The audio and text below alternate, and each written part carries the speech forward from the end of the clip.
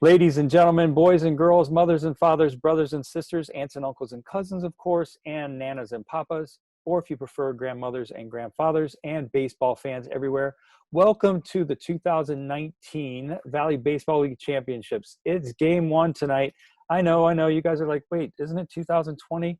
Yeah, well, if you're just catching up with us, we are rewinding. The 2020 season has been a rewind season. We haven't been playing baseball. We're looking back at the 2019 season as best we can do. And you know what? Sometimes that's the best you can do.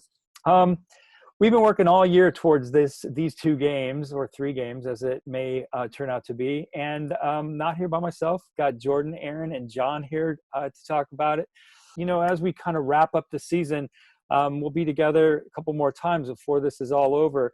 I've spent the summer with Jordan, Aaron, and spent a couple years now with John. You know, what stands out to you guys? And we'll start with you, Aaron. What stands out to you from the 2019 season, this being your first year kind of coming up to the Valley Baseball League? Well, it's interesting because, we're sitting here going into the finals with Strasburg and Charlottesville being the two teams playing for the title. And I feel like there was a lot of times throughout the season where those really were the top two teams and they were kind of fighting for those top few positions. And then Waynesboro just kind of came out of nowhere and ended up with a 31-11 regular season record. And then they get upset in the first round. And by a team in the Stanton Braves that, kind of like laid low for most of the season, had some great games, but it was pretty impressive for the Braves to come in and upset the overall number one team in the league. But, kind of speaking to how we've labeled this season or this summer all season long with the bats, it's fitting that Charlottesville kind of swung their way to the finale again, and Strasburg is there to meet them as the number one seed in the North. Yeah, Jordan, I don't know, man. I think you're rubbing off on her. It's really nice play on words there, Aaron. Really nice. That might be my top pun from you this year. That was fun. Yeah, I don't know quite how to explain Waynesboro. It's interesting that you bring that up. It had a super strong season, and the only thing I can attribute that to is, one of us, I think we've talked about this a little bit before, was, is it fatigue?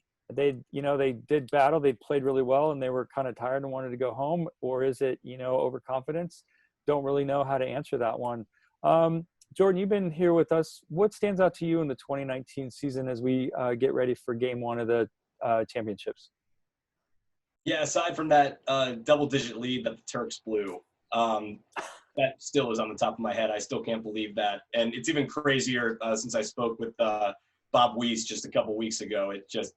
We talked about that one for a little bit. It's insane. But more relevance to tonight, yeah. You know what? I remember there were a couple things when I first started interning and working with you and Aaron, and then on occasion when I had the privilege of doing so with John, was just I remember alluding to just how explosive this Charlottesville offense was all season, because one of the best parts of being a sports journalist, at least in this regard, with the rewind season, is we kind of know what happens already. So I was trying to sneak in a couple of instances of, hey, look out for Charlottesville because, and offense, home runs. No, the numbers that Charlottesville produced for me all season, and even still, I've gone back and because I've kept my notes, I've kept the numbers, the printings, and the hand scribblings, and I go back and look at some of these batting averages and some of these run totals and these hits and the batting averages that some of these guys have, collected team batting averages, and I'm stunned. I'm still stunned. I have no idea. John calls this the summer of the hitter for a good reason with the annual. It seems superhuman to me to see some of these numbers. And it's not just Charlottesville. And in my eyes, I think a lot of the times I could relate the Valley Baseball League to just offense did come from Charlottesville, but the Aiden Nagels and the Andrew Schecks, and just sometimes, you'd have young players like Trey Dabney who just come in and they just ignite a fuse on the baseball when they go and launch it over left center or in Fireman's Field, somewhere deep in the forest somewhere. It's just unbelievable. And the thing that is going to stick with me for this season is just how there was never a dull moment at the plate, because so many balls just were gone. it was insane, the numbers that we saw from a mathematical standpoint, and then from a sports writer standpoint, just, again, the stories that I've seen written about last year, and then to actually see the footage and to just to have the privilege to talk about it with you guys on a daily basis almost. It was remarkable, just the offense that took over this season. That's the thing that sticks with me, and I'm still flabbergasted by it. Yeah, there's a lot to write about, isn't there? Speaking of which, if you haven't gotten it, John's annual has been invaluable to us, and it's got some great stuff in it. 85,000 words is what John produced on the 2019 season. John, as you look back on it a year later, anything else that stands out to you? Anything you wish you'd put in your annual that you weren't able to include, or like, oh man, I wanted to put that on page 101? You want more, Graham? I don't. Hey man, we're baseball hungry. Yeah, we always want more. No. I think it stands pretty well on its own. I mean, a lot of stuff in there, not just about 2019, but about the history of the league and the pro players that the league has produced as well. I did a paragraph on every single guy that played pro baseball last year, if you want to find out how they did in 2019. But yeah, quite a season for hitting. You had Charlottesville and Thomas Francisco, Waynesboro and Wes Clark, Stanton with Andrew Check. Woodstock swept my awards this year, where they had the best hitter in Aiden Nagel, they had the best starter in Tristan Bayless, and they also had the best reliever, whose name has left my mind.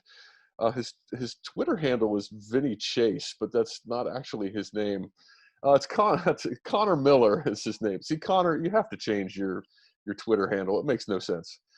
But it was a lot of fun seeing Woodstock really put together a solid roster and then play really well all season long. But the Valley League is just great. I mean, I love it every year, this one accepted, of course. But you just never know what's going to happen and who's going to come out as amazing as the season goes on. Yeah, so you just don't I know really what's miss gonna it this year, actually. Yeah, who doesn't?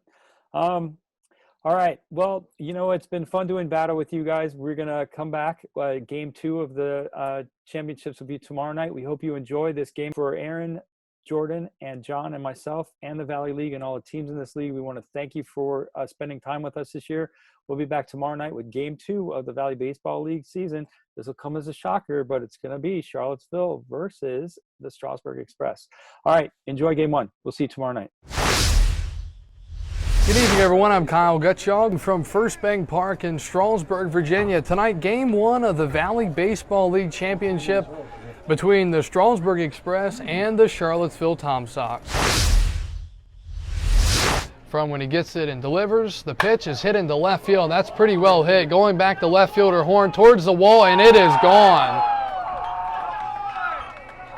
It's a solo home run for Brock Edge, who had 1 home run here in the playoffs, make it 2, and it's 1-0 Charlottesville here in the top of the 3rd inning. He works from the windup now, the 1-0. That's in the dirt. The ball gets away. Runner coming to the plate, and he's going to be there safely. And that's got to be one of the first wild pitches that we've seen all year long bring home a run. Sonny will be followed by Tyler Johnson and Zach Scott here in the bottom of the 4th. The 1-1. Swing and a high fly to left field. That's deep, and that one is towards the wall and gone. That stayed up in the air for an eternity. 1-1 the count to Garofalo. Here's the pitch. Swing and a high fly to left field. That's pretty well struck. Going back towards the wall. It is gone. See you later, baseball. Austin Garofalo. It is high, it is far, and it is gone. 3-2 Strasburg here in the bottom of the 4th.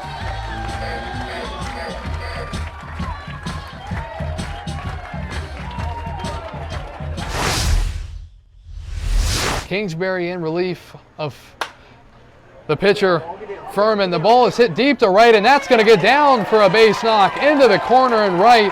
1 run will score, and that's going to be it for now. From the stretch, The 2-2 coming up. Here it is.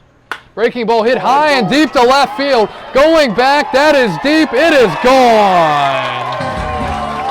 Holden Fiedler with a 3-run home run. And it's 7-2 here in the bottom of the 5th. That is a clutch shot by Mr. Fiedler.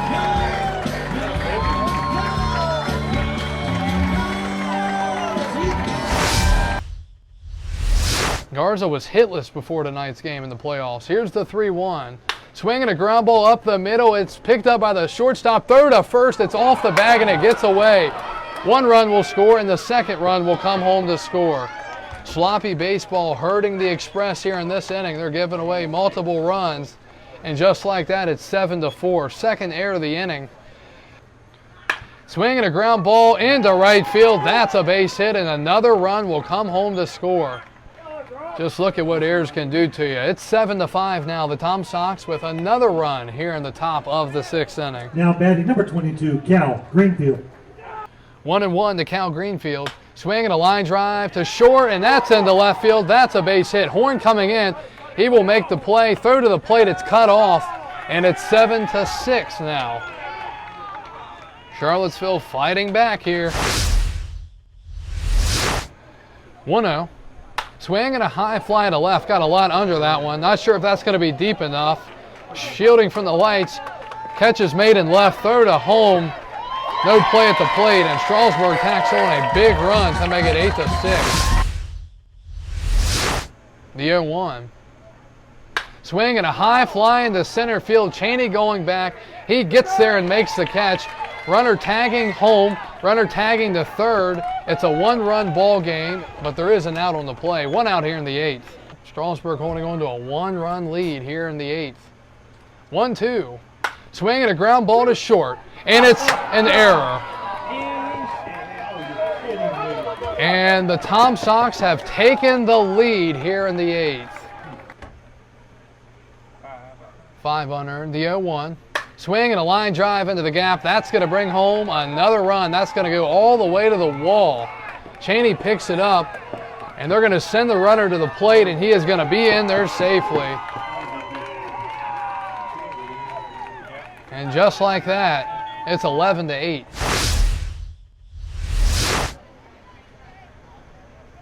Swing and a line drive to second. The catch is made, and the TomSox win it, and they're one win away from winning the Valley League Championship. Game 2 will be tomorrow night at Charlottesville at 7 o'clock.